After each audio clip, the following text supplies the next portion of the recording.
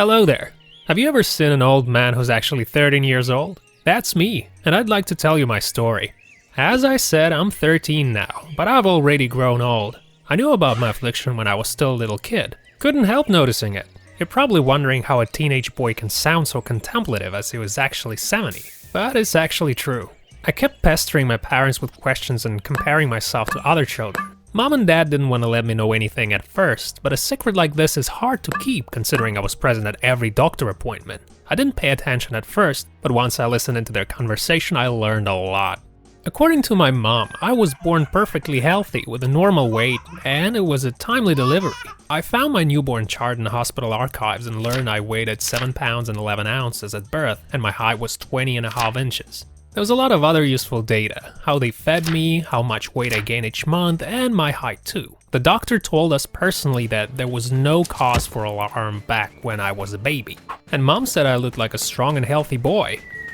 Our neighbors have a daughter who was born on the same day as me. Our mothers used to take us outside together and tell each other about every little thing we learned. So I used to be taller and bigger than my girlfriend.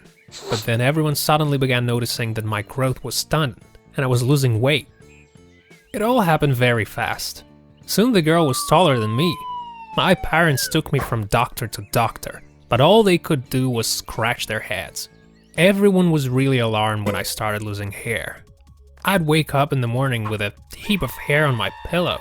That's what my grandma told me. She was the one who insisted on a proper medical examination. After conducting all kinds of blood tests, they were able to establish a diagnosis: premature aging, also known as progeria.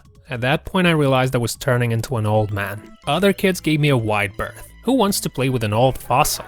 They laughed at me and called me little Grandpa Charlie. Even their parents looked at me like I was a museum specimen. I realized something terrible and inevitable was happening to me. I was especially hurt when the local kids stopped inviting me to play with them entirely. I remember the exact day.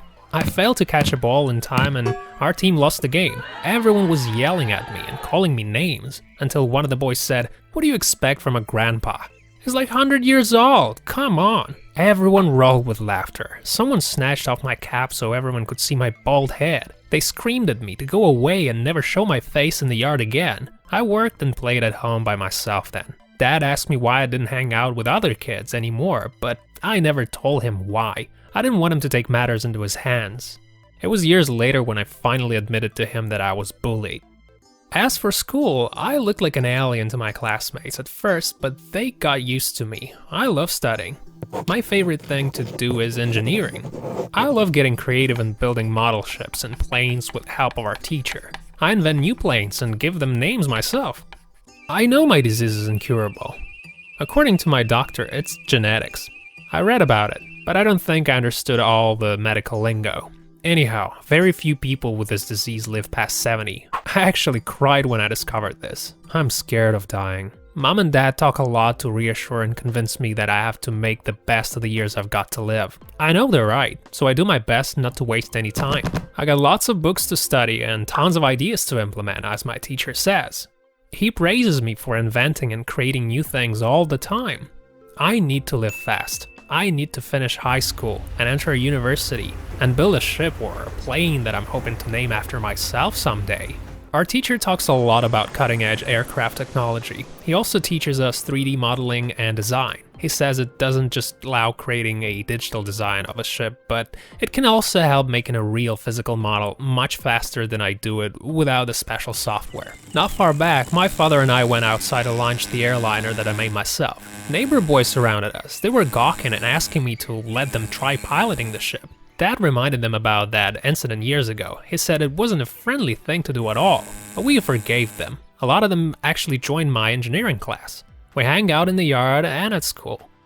It's not my fault this disease happened to me, and I'm not about to give up. Like Mom says, we're gonna give it a fair fight. I've got other comorbid conditions that usually happen to old people, like atherosclerosis. I'm not quite sure what causes it, but I take my pills like the doctor told me to. It's just another thing I can't help. I may look like a Grandpa Charlie, but I enjoy yelling and running around and making mischief. I've got lots of friends now. They call me Granddaddy. But I don't mind it, because they don't really mean it. I actually quite like it. Do you guys want more episodes? Then press the like button, subscribe, and hit the bell. Want to see your own story? Then send them over to this email here.